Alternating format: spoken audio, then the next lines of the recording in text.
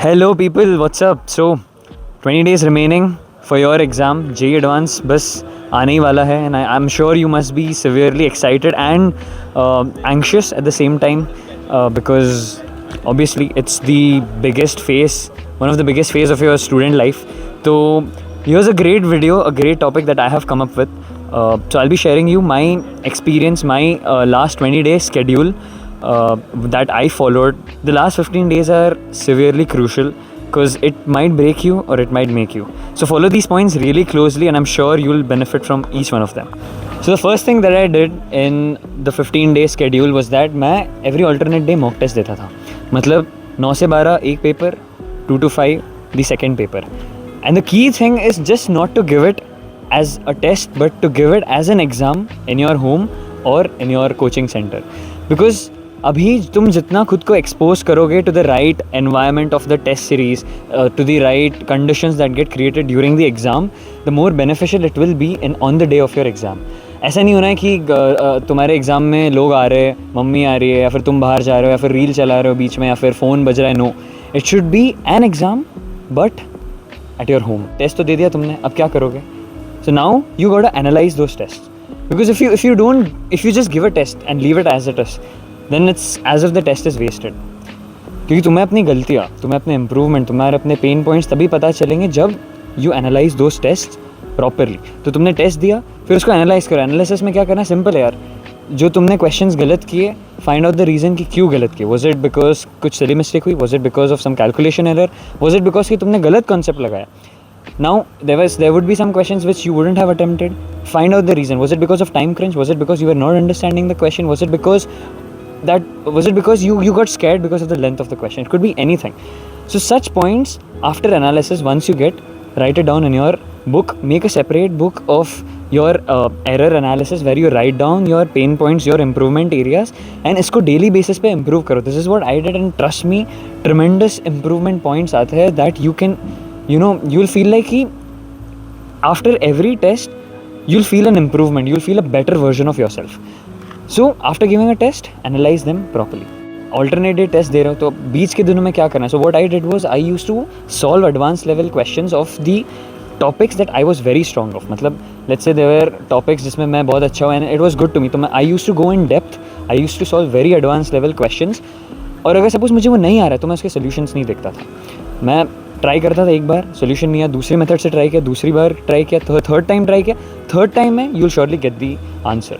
सो जो भी strong topics है तुम्हारे, try to solve as many advance questions as possible. Now you have sorted out your strength areas, but what about those forts that are weak? मतलब you shouldn't leave, obviously ऐसा नहीं कि कोई topic weak है तो अभी 15 दिन बचे तो you just leave the topic at all. मैंने क्या किया था? यूनिवर्सल जो सबका डर होता है, fluid motion and rolling motion, मेरा भी वीक था. मैंने भी ज़्यादा अच्छे से सॉल्व नहीं किए थे questions, but I didn't leave it. मैंने अपने बेसिक स्ट्रॉन्ग किए, मैंने मीडियोकर क्वेश्चंस फटाफट किए and I went to advance level questions too. और ये सब मैंने फटाफट किए. ऐसा नहीं कि I spend about 1 entire week in completely getting the concepts of rolling motion once again. No, that's a waste of time. Come time में जो भी तुम्हारे नॉट सो स्ट्रॉन्ग टॉपिक्स है उनको तुम कितनी जल्दी बेसिक स्ट्रॉन्ग कर सकते हो, उनके कितनी जल्दी तुम एडवांस लेवल तक पहुंच सकते हो. बस ये कर लोगे तो इट माइट बी पॉसिबल कि on the day of your exam in topic से वीक क्वेश्चंस आ जाए. मतलब it might be possible that a direct question comes from rolling motion और कोई इनऑर्गेनिक केमिस्ट्री से डायरेक्ट क्वेश्चन आ जाए, विच फिर you will regret at the end कि you forgot to learn the basics and due to which you weren't able to get that question correct. So to cater to that, this point is very important. But 7 days पहले 18th मई को exam है तो 11th मई तक ही ये नई कुछ भी नया टॉपिक पढ़ना. From 11th May onwards don't touch anything new. जो भी तुम्हारे स्ट्रॉन्ग है उसको कीप रिवाइजिंग. अगर टेस्ट देना चाहो तो you could give a test, but do this exercise till the last week of May only. That's मतलब 11th मई तक you can study anything new. उसके बाद फॉरगेट एवरीथिंग. जो भी तुम्हें आया है वो बेस्ट है, मैं उतना एग्जाम में अच्छे से दूंगा. Final point is a game changer point. बहुत सारे लोग तुम्हें ये पॉइंट नहीं बोलेंगे. Generally people just speak the first 4 points, but ये जो पॉइंट है this is the actual game changer and that is manifestation. What I used to do, मैं अपने कमरे में, अपने स्टडी रूम में जहाँ पे मैं सोता था, जस्ट उसके सामने कबर्ड में I used to stick pictures of me in the front gate of IIT Bombay. So I don't know why, but every JEE aspirant's dream is to get into IIT Bombay, but it's nothing like that. IIT Madras is also good enough. तो मैंने अपनी dream rank लिखी थी उसके ऊपर, that yes Rishi Dalal top 400 IIT Bombay getting a seat, ये वो वगैरह. I used to visualise this every day. मतलब मैं आंखें खोलूँ, I used to see that.